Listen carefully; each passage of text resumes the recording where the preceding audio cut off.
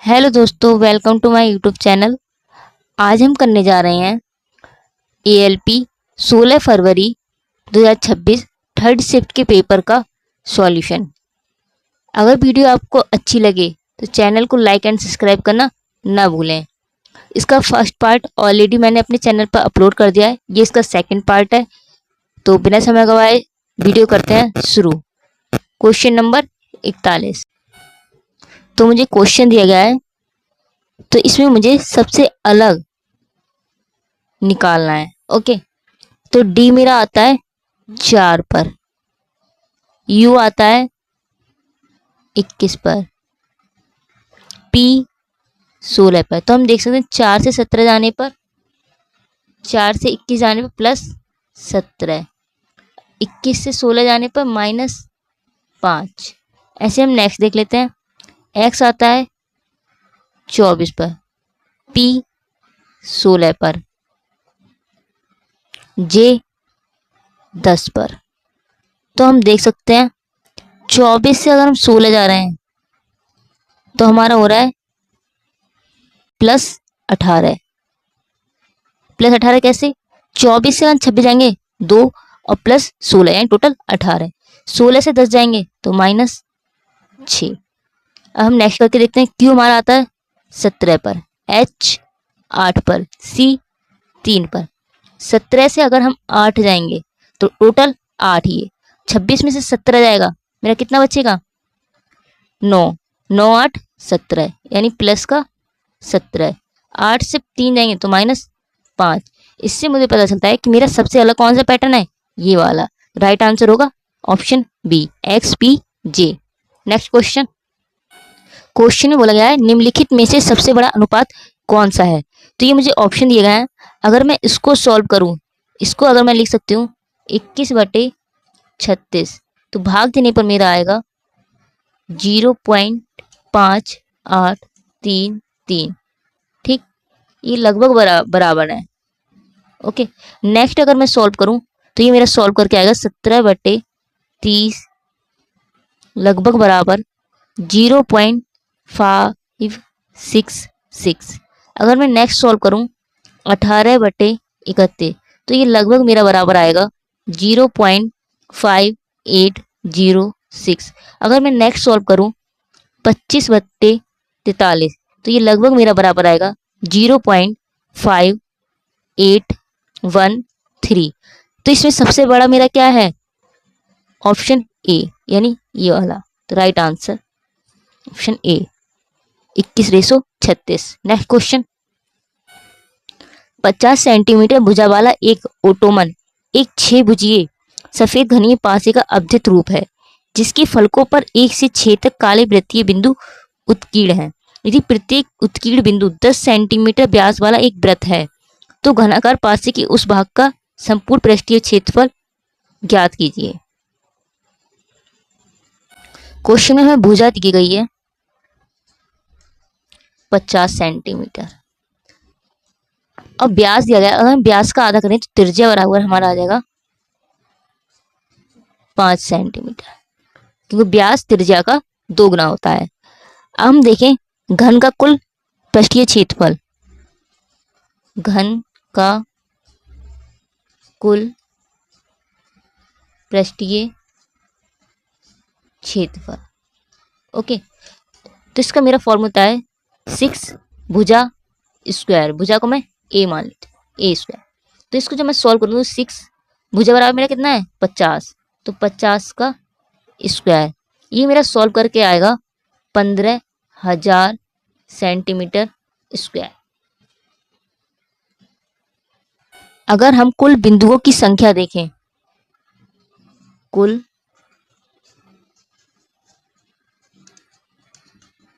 बिंदुओं की संख्या, तो पासे में हमारे हर अलग अलग होते हैं। तो 1 2 3 4 5 6 सब ऐड करके मेरा आएगा 21 बिंदु।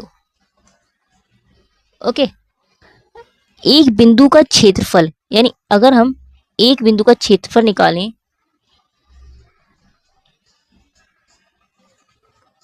तो बिंदु मेरा कैसा होता है, एक वृत्त की तरह। तो वृत्त का क्षेत्रफल हमारा क्या होता है, पाई आर स्क्वायर। पाई बराबर 3.14, आर स्क्वायर बराबर मेरा दिया गया है 5, यानी अगर मैं 5 का स्क्वायर करूँ तो मेरा कितना आएगा, 25। तो ये मेरा सॉल्व कर कर आएगा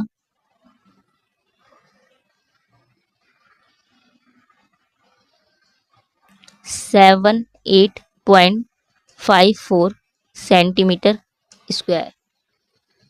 अब अगर हम 21 बिंदुओं का कुल क्षेत्रफल देखें, 21 बिंदुओं का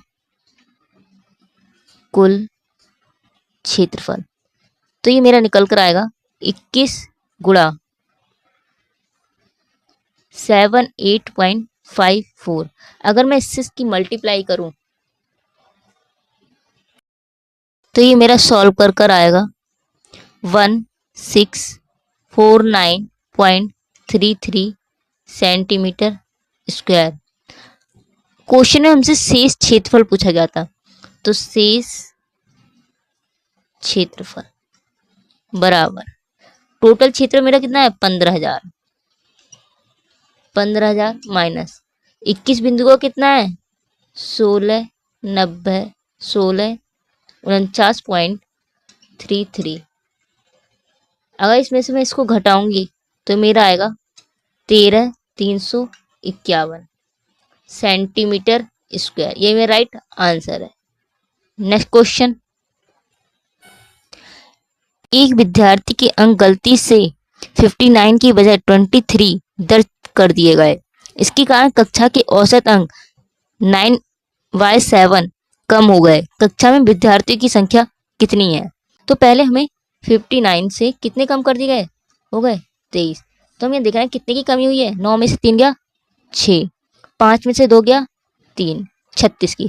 क्वेश्चन में बोला गया है औसत अंक 9/7 कम हो जाता है। अगर हम 36 का 9/7 करें सॉल्व, यानी 36 गुणा 7/9, 9 चौक 36, तो 7 चौक 28, तो कितने विद्यार्थी 28। ये मेरा राइट आंसर है। नेक्स्ट क्वेश्चन, एक निश्चित तर्क का अनुसरण करने पर QT3 का संबंध SS16 से है।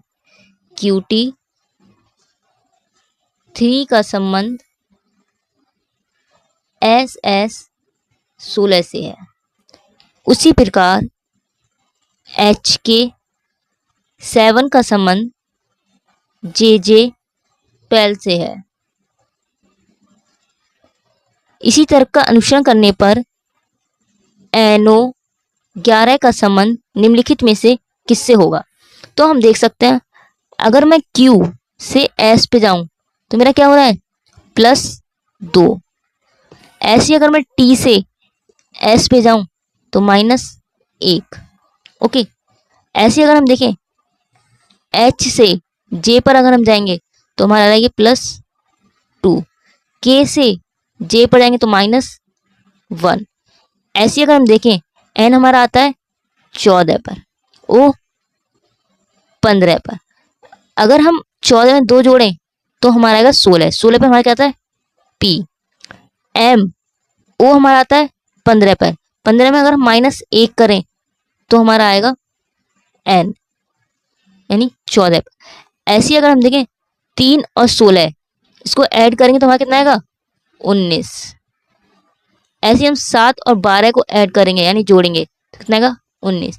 ऐसे 11 में अगर हम ऐसा क्या जोड़ें कि हमारा 19 आ जाए, तो हम जोड़ेंगे 8, यानी 11 + 8 = 19। तो राइट ऑप्शन होगा मेरा C, PN8। नेक्स्ट क्वेश्चन, दी गई श्रृंखला में प्रश्न चिन्ह के स्थान पर क्या आना चाहिए। तो ये मुझे सीरीज दी गई है। अगर मैं 17 में 11 ऐड करूं तो मेरा क्या आएगा 28। ऐसी मैं 28 में 11 ऐड करूं तो मेरा क्या आएगा 39। 39 में अगर 50 करूं तो 11 ऐड करने पड़ेंगे। ऐसे 50 में +11 करें तो 61, 61 में +11 करें तो 72, 72 में अगर +11 करेंगे तो हमारा क्या आएगा 3, 7 और 1 8, यानी 83। तो राइट ऑप्शन होगा मेरा C। नेक्स्ट क्वेश्चन, किसी द्रव के क्वथनांक पर क्या होता है? ऑप्शन ए, कण ऊर्जा का ह्रास करते हैं और एक दूसरे के नजदीक आ जाते हैं। ऑप्शन बी, कण भाप में परिवर्तित होने के लिए पर्याप्त ऊर्जा प्राप्त करते हैं। ऑप्शन सी, कण तरल रूप में रहते हुए थोड़ा सा विस्तार प्रसार करते हैं। ऑप्शन डी, कण स्थिर रहते हैं और किसी प्रकार का संचलन नहीं करते हैं। तो राइट ऑप्शन होगा बी, कण वाष्प में परिवर्तित होने के लिए पर्याप्त ऊर्जा प्राप्त करते हैं। नेक्स्ट क्वेश्चन, क्वेश्चन बोला जाए एक नल ए एक टैंक को 30 मिनट में खाली कर सकता है। ए है कितने मिनट में? 30 मिनट में। नेक्स्ट बोला गया है नल बी इसे 15 मिनट में खाली कर सकता है, यानी बी 15 मिनट में। यदि दोनों नल एक साथ चलते हैं तो टैंक को खाली करने में कितना समय लगेगा? तो हम देख सकते हैं इसका वर्क अगर हम निकाला है तो हमारा एलसीएम आएगा 30। ए कितने की इफिशियंसी वर्क कर रहा है? 1 की, बी 2 की, यानी टोटल कितने की इफिशियंसी है? ए प्लस बी बराबर हमारा कितना इफिशियंसी वर्क हो रहा है? 2 की। ठीक, तो टाइम बराबर होता है मेरा, टाइम बराबर वर्क बटे इफिशियंसी। तो वर्क हमारा क्वेश्चन में दिया गया है 30, इफिशियंसी हमारी कितनी है? 3। अगर मैं इसको सॉल्व करूं तो मेरा ये आएगा 10 मिनट। ये मेरा राइट आंसर है। नेक्स्ट क्वेश्चन, क्वेश्चन बोला है एक टैंक में 3 पाइप ए, बी और सी हैं। ए और बी इनलेट पाइप हैं जबकि सी एक आउटलेट पाइप। इनलेट का मतलब होता है यानी किसी टैंक में भर रहा है पानी, आउटलेट यानी पानी बाहर निकालना। तो नेक्स्ट बोला है पाइप ए टैंक को 15 मिनट में भर सकता है, यानी ए कितने मिनट में? 15 मिनट में भर सकता है। पाइप बी इसे 20 मिनट में भर सकता है, बी 20 मिनट में। पाइप सी इसे 30 मिनट में खाली कर सकता है, कितने मिनट में? 30 मिनट। खाली कर रहा है तो हम क्या मान लेते हैं? माइनस।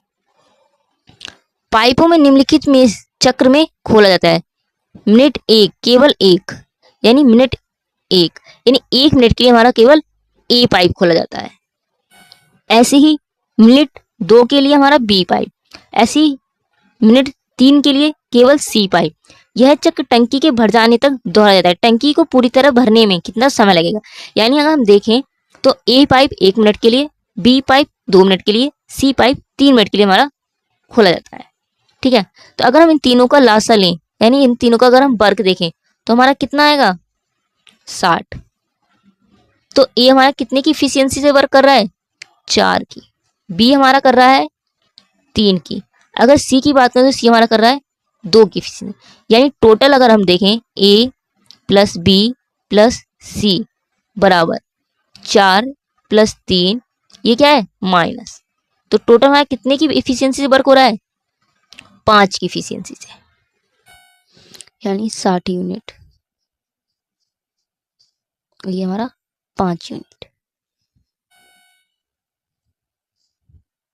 ओके, अगर हम देखें तो 10 चक्र बराबर 30 मिनट,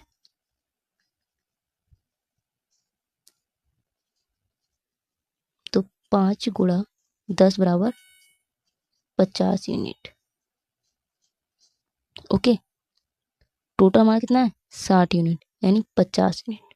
ओके, ऐसे ही अगर हम देखें तो हमारे कितने 30 मिनट हो गए? 31वां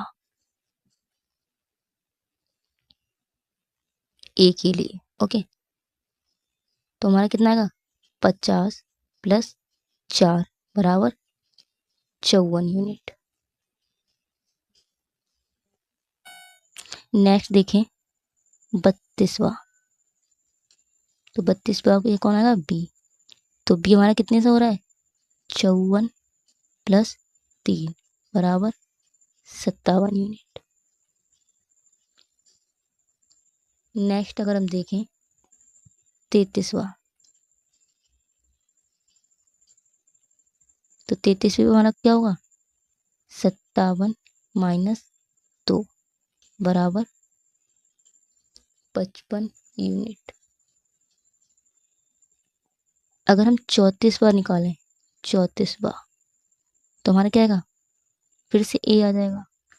अगर हम ए के लिए देखें तो 55 प्लस 4 बराबर 59 यूनिट।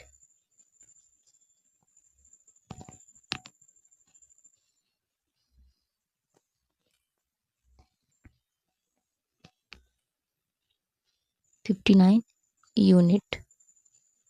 ओके, अब मेरा कितना रहेगा 1 यूनिट, तो 35वां कौन आएगा बी। बाकी यूनिट बनने में कितना टाइम लगेगा हमारा 1/3 मिनट लगेगा भी। तो हमारा ऑप्शन क्या आएगा राइट, तुम्हारा आंसर होगा 34 सही 1/3 मिनट। तो राइट ऑप्शन मेरा होगा ऑप्शन बी 34 सही 1/3 मिनट। नेक्स्ट क्वेश्चन, यदि भाग और प्लस को आपस में बदल दिया जाए तथा माइनस और गुणा को आपस में बदल दिया जाए तो निम्नलिखित समीकरण में प्रश्नवाचक चिन्ह के स्थान पर क्या आएगा। तो हमें समीकरण दी गई है 368 डिवाइडेड 46 गुणा 7 माइनस 23 डिवाइडेड 183 बराबर क्वेश्चन, ये मेरा प्लस है। ओके, तो हमें प्लस और डिवाइड को आपस में चेंज करना है, तो मैं इनको चेंज कर दे। यहाँ पे क्या करना है मुझे डिवाइड और यहाँ प्लस। ऐसे माइनस को और गुणा को चेंज करना है, तो मैं यहाँ चेंज कर दूंगी। अब हम इसको सॉल्व करते हैं। तो ये मेरा यहाँ आएगा 8, इन दोनों गुणा करूंगी तो मेरा आएगा 7 या 21 का 1 हासिल 2, 7 दूनी 14, 14 2 16, 161 प्लस 183 प्लस प्लस को ऐड कर लेंगे तो ये मेरा आएगा क्या आ रहा है पर 1 हासिल 1 9 और 1 माइनस 161। तो ये मेरा सॉल्व करके आएगा 0.3 यानी 30। 30 मेरा राइट आंसर है। नेक्स्ट क्वेश्चन, एक वस्तु की कीमत 1600 थी, पहले वर्ष में 15% की वृद्धि और दूसरे वर्ष में 20% की वृद्धि हुई। 2 वर्ष बाद वस्तु की कीमत में कितनी वृद्धि हुई। तो हम देख सकते हैं 1600 पहले वर्ष 15% यानी 115/100 गुणा दूसरे वर्ष 20% यानी 120/100। तो अगर हम 2 0 2 0 कैंसिल, 1 0 से 1 0 कैंसिल, तो इसे अगर हम सॉल्व करें तो 2 छंग 12, 2 पंजे 10। अगर मैं इसको 5 से इसको कट करूं तो 5 दूनी 10, एक इस साइड आ जाएगा तो 5 तियां 15। तो ये सब मेरे गुणा करके कितना आएगा 16 की पहले हम 23 से करते हैं। 16 गुणा 23 गुणा 6, तो 16 तियां 48, 48 का 8 हासिल 4, 16 दूनी 32, 32 4 36 गुणा 6 बराबर 8 छंग 48। तो हम इसमें इकाई अंक से भी कर सकते हैं, तो 48 का 8 हासिल 4। तो ये मेरा सॉल्व करके आएगा 0 2 2। तो राइट ऑप्शन होगा ए।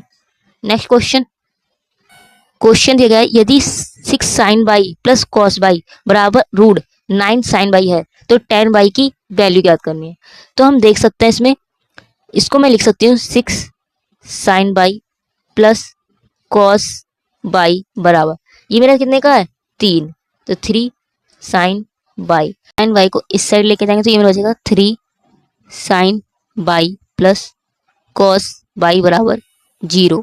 फिर मैं इसको सही से लिखूं तो ये मेरा आएगा साइन 3 साइन बाई बराबर माइनस कॉस बाई। अगर हम देखें tan थीटा बराबर होता है साइन बाई बटे कॉस बाई, हम लिख सकते हैं। तो साइन बाई बटे कॉस बाई बराबर माइनस का 1/3। तो ये मेरा सॉल्व करके आएगा tan बाई बराबर माइनस 1/3। ये मेरा राइट आंसर है। नेक्स्ट क्वेश्चन, अंग्रेजी वर्णमाला क्रम के आधार पर दी गई श्रृंखला में प्रश्नवाचक चिन्ह के स्थान पर क्या आना चाहिए। तो राइट ऑप्शन होगा V F Z S. Next question, sine A into tan A बटे 1 minus cos A minus cos A गुणा कॉट ए बटे 1 माइनस साइन ए। तो इसे मुझे सॉल्व करना है, तो हम इसे लिख सकते हैं साइन ए, tan को हम लिख सकते हैं साइन ए बटे कॉस ए, तो 1 minus cos A minus cos A, cot को हम लिख सकते हैं कॉस ए बटे साइन ए, तो 1 माइनस साइन ए। ठीक, इसको हम लिख सकते हैं साइन स्क्वायर ए बटे cos A 1 minus cos A minus, इसको हम लिख सकते हैं कॉस स्क्वायर ए बटे साइन ए 1 माइनस साइन ए। इसको हम लिख सकते हैं 1 माइनस कॉस स्क्वायर ए, कॉस 1 माइनस कॉस ए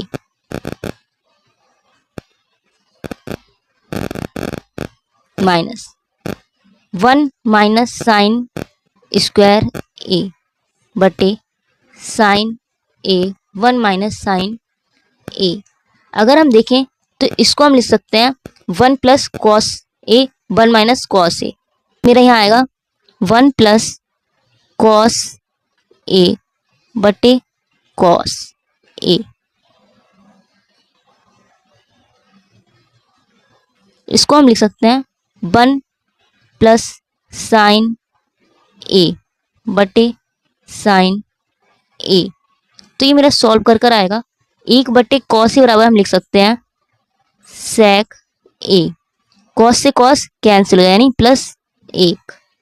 ऐसे अगर हम लिखें 1 बटे साइन यानी माइनस का कोशेक ए, माइनस प्लस माइनस माइनस का 1, तो 1 से 1 मेरा कैंसिल है, तो ये मेरा सॉल्व करके आएगा सेक ए माइनस कोसेक ए। ये मेरा राइट आंसर है।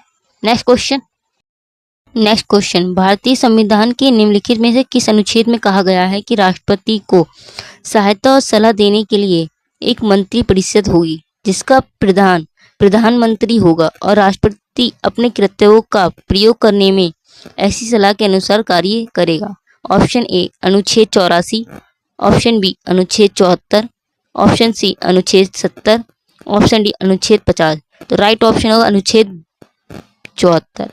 नेक्स्ट क्वेश्चन, सोहम बिंदु ए से शुरू करके पश्चिम दिशा में 59 किलोमीटर ड्राइव करता है, तो इसका हमारा एक फॉर्मूला होता है NESW, पश्चिम दिशा यानी वेस्ट में कितना 59। फिर वह बाएं मुड़ता है 67 किलोमीटर ड्राइव करता है, फिर वह बाएं मुड़ता है 67 किलोमीटर ड्राइव करता है, इसके बाद वह बाएं मुड़ता है और 78 किलोमीटर ड्राइव करता है, अंत में वह बाएं मुड़ता है और 8 किलोमीटर ड्राइव करता है। बिंदु पी पर रुक जाए, बिंदु ए पर वापस पहुंचने के लिए उसे कितनी दूरी और किस दिशा में ड्राइव करना है। अगर हमारे अपोजिट डायरेक्शन वाले कैंसिल हो रहे हों तो हम उन्हें कैंसिल कर देते हैं। ओके, तो हम देख सकते हैं 59 प्लस 8 70, वो 67 से कैंसिल। अगर इन दोनों में से हम देखें तो हमारा बड़ा क्या है 70, 78 में 67 जाएगा तो मेरा बचेगा 11 यानी 11 किलोमीटर। तो राइट ऑप्शन होगा मेरा वी। नेक्स्ट क्वेश्चन, यदि ए का अर्थ डिवाइड है तो हमारा ए का अर्थ डिवाइड है। ओके, बी का अर्थ गुणा है, बी का अर्थ गुणा है, सी का अर्थ प्लस है, तो सी का अर्थ क्या है प्लस, डी का अर्थ माइनस है। तो निम्नलिखित समीकरण में प्रश्नवाचक चिन्ह के स्थान पर क्या आएगा। तो 3 से अगर हम डिवाइड करेंगे तो इधर आएगा मेरा 25 माइनस 14, 9 चौक 36, तो प्लस 36। तो ये मेरा सॉल्व करके आएगा 47। ये मेरा राइट आंसर है। नेक्स्ट क्वेश्चन, इसी बंटन में यदि माध्यिका 42 है तथा बहुलक 36 है तो माध्य का मान ज्ञात कीजिए। इसका मेरा फॉर्मूला होता है बहुलक बराबर 3 माध्यिका माइनस 2 माध्य। बहुलक हमारा होता है यानी मॉड बराबर 3 मीडियन माइनस 2 मीन। तो बहुलक बराबर हमें क्वेश्चन में दिया गया है 36, मीडियन बराबर हमें क्वेश्चन में दिया गया है 42 माइनस 2 मीन। तो 36 बराबर 126 माइनस 2 मीन। तो 2 मीन बराबर मेरा आएगा 126 माइनस 36 यानी कि 90। तो मीन बराबर मेरा आएगा 45। ये मेरा राइट आंसर है। नेक्स्ट क्वेश्चन, समुच्चय के समान संबंध वाला विकल्प चुने। तो हमें दिया गया है 29, 116 और 348। नेक्स्ट हमें दिया गया है 22, 88, 264। इसी के समय में निकाला है। अगर हम देखें 29 की गुणा 4 से करें तो 116, 116 की गुणा अगर हम 3 से करें तो 348। ऐसे अगर हम 22 की गुणा 4 से करें तो हमारा 88। ऐसे 88 की गुणा अगर हम 3 से करें तो हमारा आएगा 264। ऐसे ऑप्शन फर्स्ट हम चेक करते हैं। 17 की गुणा अगर हम 4 से करें तो हमारा आएगा 68। ठीक, अगर मैं 68 की गुणा 3 से करूं तो मेरा आएगा 204। तो राइट ऑप्शन होगा ए। ये मेरा राइट आंसर है। नेक्स्ट क्वेश्चन, वर्ष 2025 में प्रथम लोकपाल दिवस समारोह कहाँ आयोजित किया गया था? ऑप्शन ए सर्वोच्च न्यायालय सभागार नई दिल्ली, ऑप्शन बी विज्ञान भवन नई दिल्ली, ऑप्शन सी संसद भवन नई दिल्ली, ऑप्शन डी जोरावर सभागार मानेस्को केंद्र दिल्ली कैंट। राइट ऑप्शन होगा डी जोरावर सभागार मानेस्को केंद्र दिल्ली कैंट। नेक्स्ट क्वेश्चन, किसी संख्या के 1/3 में 17 की वृद्धि की जाए तो परिणाम 72 प्राप्त है। मूल संख्या के अंकों का योगफल ज्ञात कीजिए। मान लेते हैं संख्या हमारी x है। x में बोला गया है 1/3 17 की वृद्धि किया जाए तो कितने की वृद्धि है? 17 की वृद्धि किया जाए तो परिणाम 72 होता है। ठीक, तो इसको हम सॉल्व करेंगे, आएगा हमारा, इसको हम सॉल्व करने आएगा x/3 17 51 प्लस 51 बराबर 72। तो x प्लस 51 बराबर 216। तो x बराबर मेरा आएगा 216 माइनस 51। तो ये मेरा सॉल्व करके आएगा 165। क्वेश्चन में हमसे मूल संख्या का योग पूछा तो हमारी संख्या क्या है? 165 यानी 1 + 6 + 5 = 12। तो ये मेरा राइट आंसर है। नेक्स्ट क्वेश्चन, 6.841, इसमें हमें 1 के ऊपर बार दिया गया है, -2.691 तो 1 के ऊपर बार दिया गया है, को हल कीजिए। तो हम इसको लिख सकते हैं 6841 माइनस जिस संख्या के वो बार होता है उस संख्या को छोड़कर बाकी संख्या को हम घटा देते हैं। ठीक, बटे एक संख्या को बार यानी कि एक बार 9 लिखना है, उससे पहले दो संख्या है 1 2 तो 2 0 माइनस। ऐसे हम इसको करेंगे 2691 माइनस एक संख्या के ऊपर बार है इसको छोड़कर 269 बटे एक संख्या के ऊपर हमारा है तो एक बार 9, दो संख्या इसके बाद है तो 2 टाइम्स 0।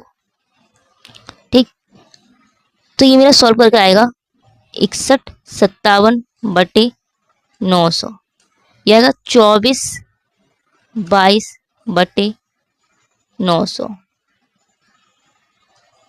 तो ये मेरा सॉल्व कर आएगा 3735 बटे 900। तो ये मेरा राइट आंसर है।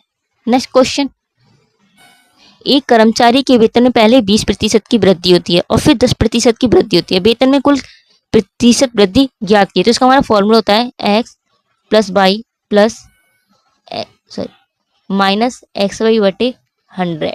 ओके, तो x बराबर 20 की वृद्धि प्लस 10 की वृद्धि माइनस 20 गुणा 10 बटे 100। तो ये हमारा कितना गया 30 माइनस 2 0 2 0 कैंसिल -2 सॉरी प्लस, तो +32। तो राइट ऑप्शन होगा 32। नेक्स्ट क्वेश्चन, कथन दिया गया है सभी राजा बम है, यानी सभी राजा बम है। सेकंड दिया गया है कोई तोता राजा नहीं है, तो कोई तोता राजा नहीं है। ओके, तो हमें निष्कर्ष दिया गया है कुछ बम तोता नहीं है, कुछ बम तोता नहीं है, तो हमारा क्या होगा, सही होगा। ओके, सेकंड निष्कर्ष दिया है कुछ बम राजा हैं, तो कुछ बम हमारे क्या है, राजा हैं, तो ये सेकंड वाला भी सही है, तो राइट ऑप्शन होगा सी। निष्कर्ष 1 और 2 दोनों अनुसरण करते हैं। नेक्स्ट क्वेश्चन, एक इलेक्ट्रॉनिक्स स्टोर 51,000 मूल्य के लैपटॉप पर 2 क्रमिक छूट प्रदान करता है। पहली छूट 10% है और दूसरी छूट 5% है। दोनों छूट के बाद अंकित मूल्य कितना होगा?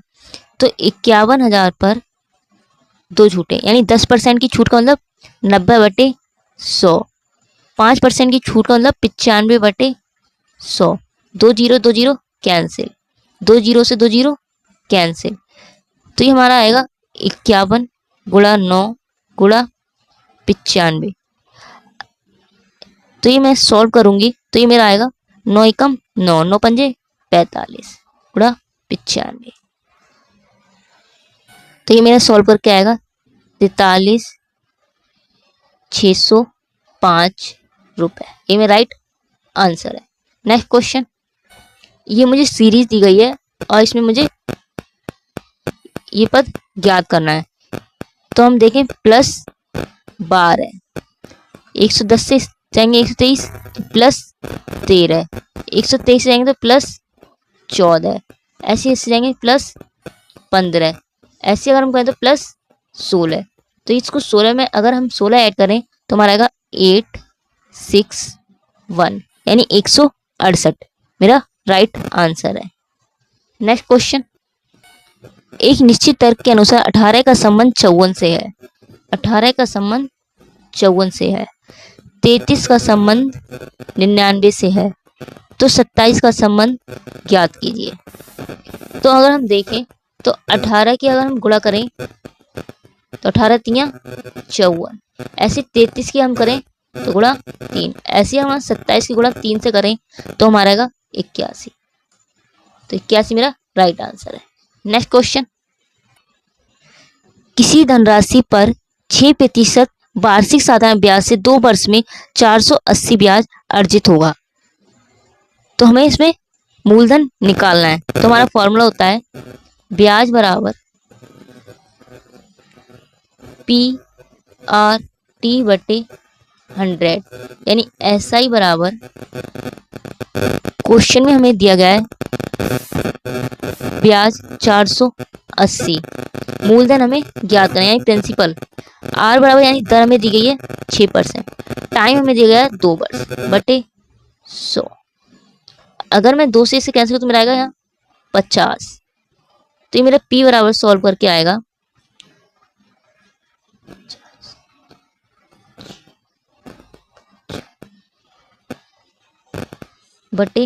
6, तो ये मैं सॉल्व करूंगी 6 से इसे कट कर दूंगी, 6 चौक 24, यानी 4,000 रुपए। ये मेरा राइट आंसर है। नेक्स्ट क्वेश्चन, गोपाल ने अपने 2 पोतों 13 वर्षीय अक्षय और 14 वर्षीय अतुल के बीच 25,200 इस प्रकार वितरित किए कि 23 वर्ष की आयु होने पर दोनों को बराबर राशि प्राप्त होगी। तब तक यह राशि बैंक में 10% वार्षिक चक्रवृद्धि ब्याज दर पर जमा रहेगी, जहां ब्याज वार्षिक रूप से संयोजित होता है। गोपाल ने अतुल के नाम पर कितनी राशि जमा की? तो हम देख सकते हैं 23 वर्ष, यानी कि अगर हम देखें अक्षय 23 वर्ष होने पर, यानी 23 वर्ष होने पर, तो हमारा कितना हो जाएगा 23 वर्ष होने पर 13 + 10 यानी 10 वर्ष। ऐसे अगर हम अतुल का देखें, अतुल 23 वर्ष होने पर, अतुल का कितना दिया है हमें 14, 14 से अगर हम 23 जाएंगे तो कितना आएगा 9 ईयर। ओके, तो बड़ा हमारा कौन है, यानी सबसे ज्यादा धनराशि हमें किसे मिलेगी, अतुल को, अतुल बड़ा और अक्षय छोटा। ओके, क्वेश्चन में हमें 10% वार्षिक चक्रवृद्धि ब्याज बोला है, तो हमारा 10% हम देखें तो 10% को हम लिख सकते हैं 1/10, 10% की वैल्यू, तो ये हमारा आएगा 10 से 11 रेशो। यानी अगर हम देखें तो अक्षय का हमारा क्या है 10 रेशो, 1 साल के लिए इसलिए 10 से 11, 2 साल के लिए होता तो मैं 2 बार ले लेती इसको। अतुल, क्वेश्चन में बोला गया दोनों का मूलधन बराबर है, यानी P1 प्लस P2 बराबर कितना दिया गया है हमें 25,200। P1 बराबर 10, P2 बराबर 11 बराबर 25,200। तो 21 रेशो की वैल्यू 25,200, तो 1 रेशो की वैल्यू हमारी होगी 21 एकम 21, 21 दूनी 42, यानी 1200 रुपए। हमसे क्वेश्चन में पूछा गया है अतुल का हिस्सा, तो अतुल का कितना है 11, तो 11 रेशो की वैल्यू बराबर 11 गुणा 1200, तो ये मेरा आएगा सॉल्व कर 2 0, 12 एकम 12, 12 की 2, 12 एक 13, यानी 13,200 रुपए। ये मेरा राइट आंसर है। नेक्स्ट क्वेश्चन, 2 ट्रेनें ए और बी जिनकी लंबाइयां क्रमशः 180 मीटर व 220 मीटर है। मान लेते हैं ट्रेन ए की लंबाई 180 मीटर, ट्रेन बी की लंबाई 220 मीटर, समांतर पटरियों पर विपरीत दिशाओं में चल रही, वे 12 सेकंड में एक दूसरे को पार करती हैं। अगर हमारी अपोजिट डायरेक्शन में दोनों ट्रेनें आ रही तो क्या होती है, चालें जुड़ जाती हैं। यानी हम चाल देख लेते हैं, S A plus S B बराबर कुल लंबाई यानी L A plus L B बटे समय यानी टाइम। तो हम देखते हैं S A plus S B बराबर, तो इन दोनों को हम देखेंगे तो 180 प्लस 220 बटे 12, तो ये मेरा आएगा S A plus S B बराबर 400 बटे 12। तो ये मेरा सॉल्व करूंगी तो मेरा आएगा 100 बटे 3 मीटर प्रति सेकंड। नेक्स्ट अगर हम देखते हैं, बोला गया है यदि दोनों ट्रेनें एक ही दिशा में चलती हैं तो तेज चाल वाली ट्रेन द्वारा धीमी चाल वाली ट्रेन को पूर्ण रूप से पार करने में 60 सेकंड लगते हैं। अगर दोनों हमारी सेम डायरेक्शन में है तो चालें हमारी घट जाती हैं। तो S A minus S B बराबर 400, समय में दिया गया है 60 सेकंड, तो S A minus S B बराबर 1 कैंसिल, 2 से अगर मैं इसको कैंसिल हूँ तो 20 2 3 यानी 20 बटे 3 मीटर प्रति सेकंड। ठीक, अब हम देखते हैं क्वेश्चन में तेज चाल वाली ट्रेन की चाल क्या होगी। तो ये समीकरण 1 मान लेते हैं, ये समीकरण 2, समीकरण 1 2 जोड़ने का, तो हम देखेंगे ये मेरा हो जाएगा 2s b बराबर 100 बटे 3 प्लस 20 बटे 3, तो ये मैं जोड़ के आएगा 120 बटे 3, तो 2s b बराबर 40, तो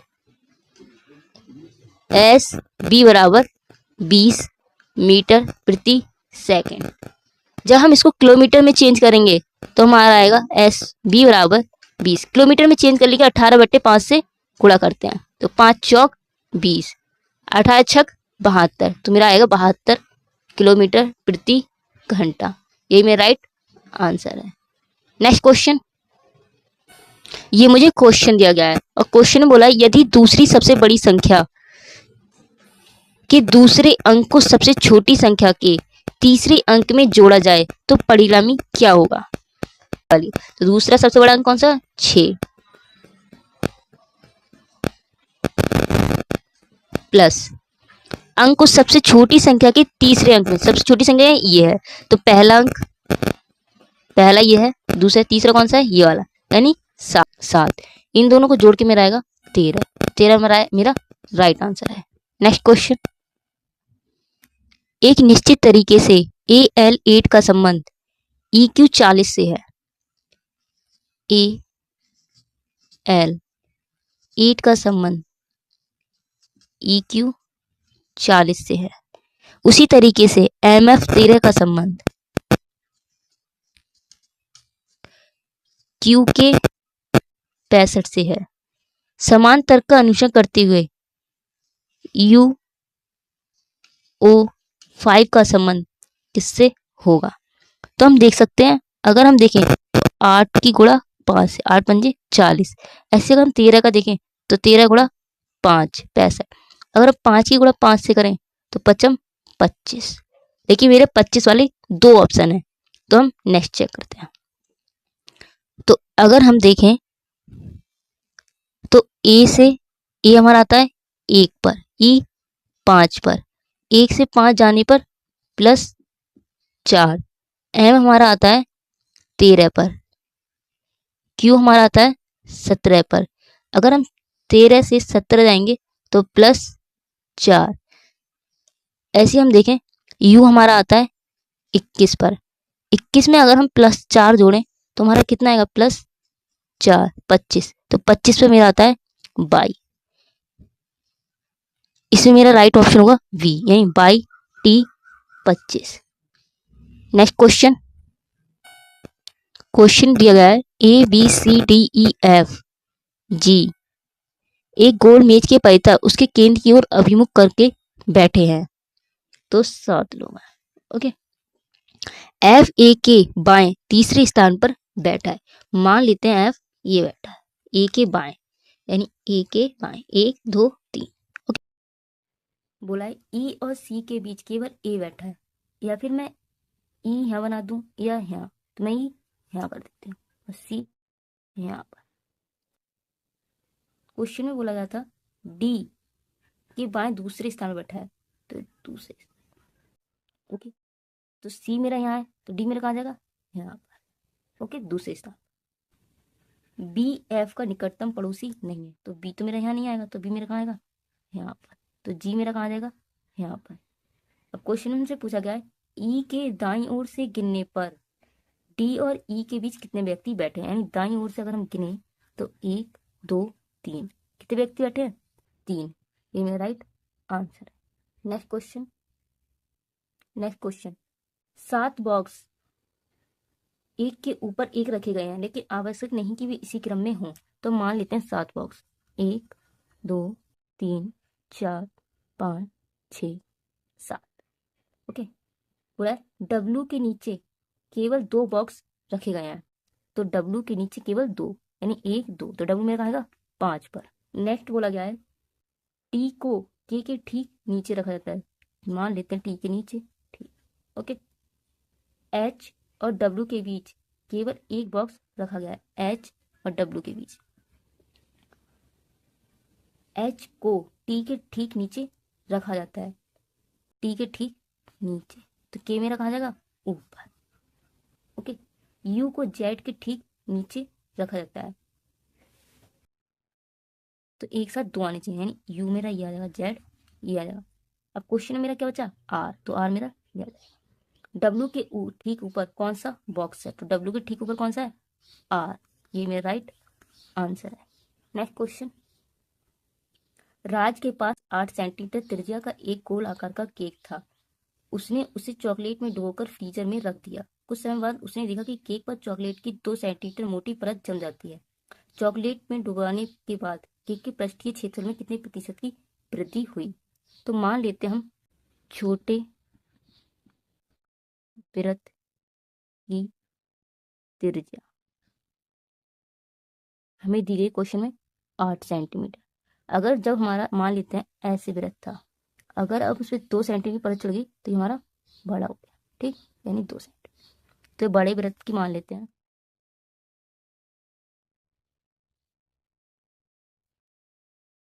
2 सेंटीमीटर बढ़ जाते हैं, 8 + 2 यानी 10 सेंटीमीटर। तो वृत्त के क्षेत्रफल का हमारा फॉर्मूला होता है कुल पृष्ठीय क्षेत्रफल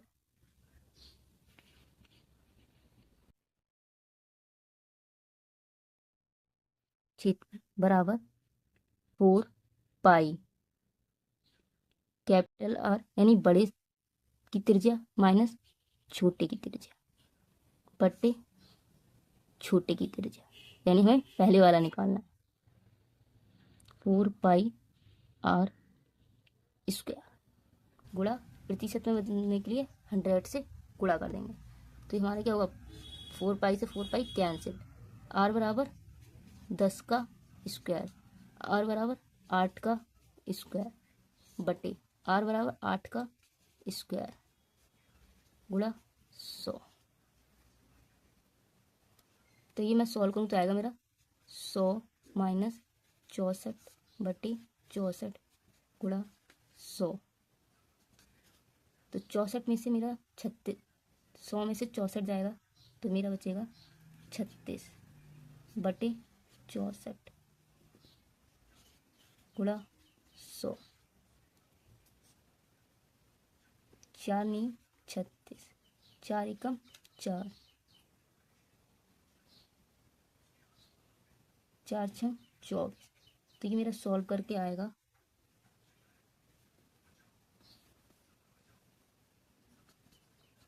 56.25%। ये मेरा राइट ऑप्शन है, तो करेक्ट ऑप्शन होगा वी। अगर वीडियो अच्छी लगी हो तो चैनल को लाइक एंड सब्सक्राइब करना ना भूलें। ऐसी वीडियोस के लिए हमारे साथ जुड़े रहिए। Thank you.